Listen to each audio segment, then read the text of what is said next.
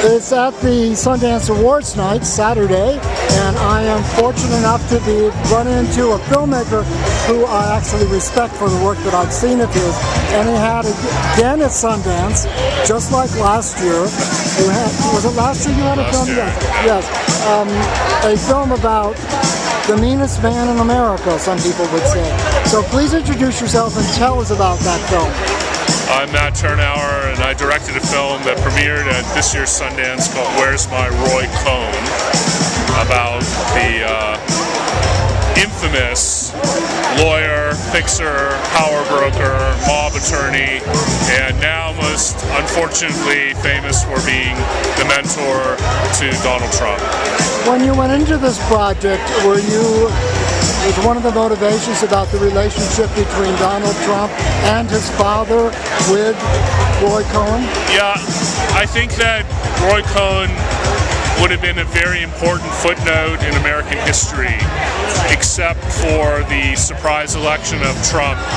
And I can't think of another figure in American history whose importance, in this case negative importance in my opinion, has changed so long after their death due to a historical event. So I think Cohn went from being important footnote to being a modern Machiavelli. It's just a very bizarre set of circumstances that led to his mentee Trump gaining the presidency decades after Cohn's death. And I think that that's a very important thing to highlight and for every American to understand that McCarthy's Svengali is also Trump's Svengali.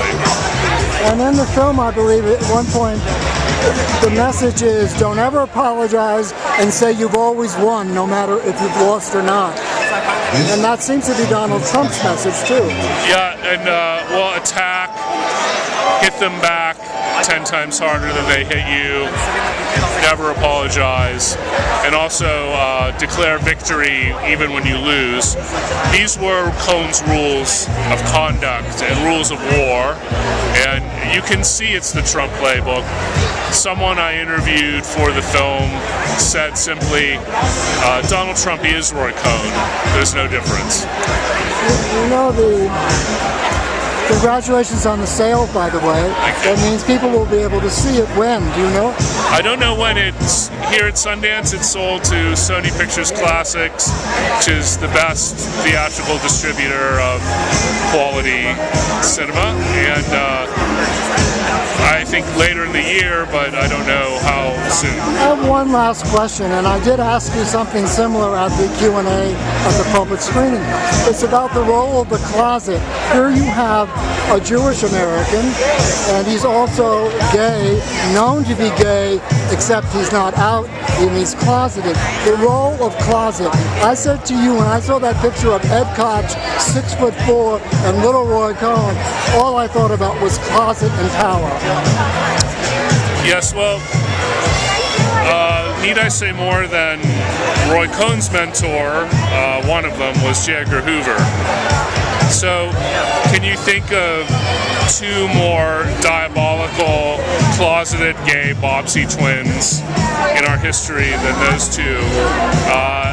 It's an unbroken line, really, of hypocrisy, demagoguery, and the black art of political gamesmanship that passes from Hoover into Cohn, his closet mentee, and then from Cohn to McCarthy, and then the kind of rise of the systemic right-wing dark political network that really kept things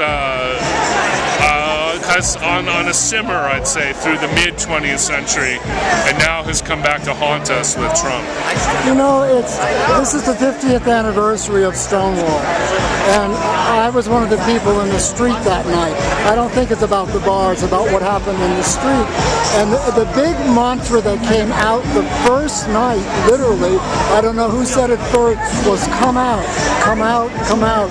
And we marched around the different streets, and we went by a bar called Julius Julius's. And Julius's, nobody was gay in Julius's until they had a couple of beers.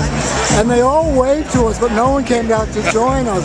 And I was struck by the Cohen, and I knew Steve and Ian and Roy as a part of their lives too. I wish that they had put Roy and Halston together with that contract we signed. But the idea of coming out today is not as much a risk, or is it, at that level of... Well, I think it depends on the industry you're in. The world has changed a lot. We have to acknowledge that. In politics, the closet, I think, is still very active and still a big part of that. And I think in Hollywood, it's certainly in the actor category. But if you look at Hollywood as an example of how things have changed, I think you could make a good case that to be out in certain divisions of Hollywood is actually a great career additive, not a detriment.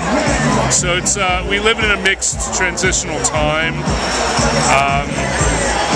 I think that the steady growth of cities, frankly, which is just a fact of global demography, is helping LGBTQ people, because the more people who know or aware of LGBTQ people in their lives are accepting. I mean, to speak of a Roy Cohn-like figure who's an example of this, look at Dick Cheney.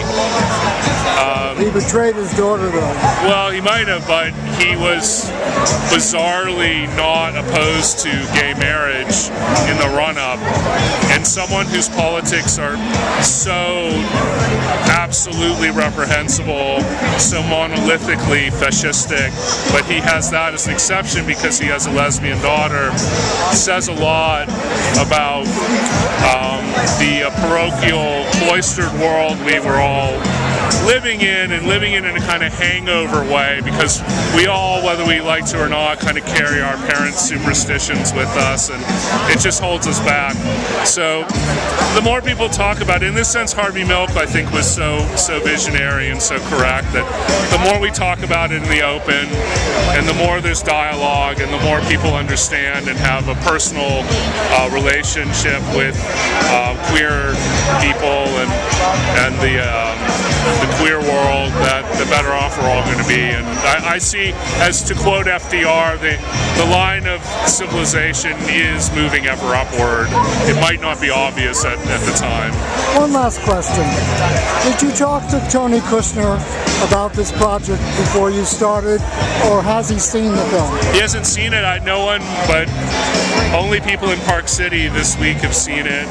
I was in touch with him. I have the greatest respect.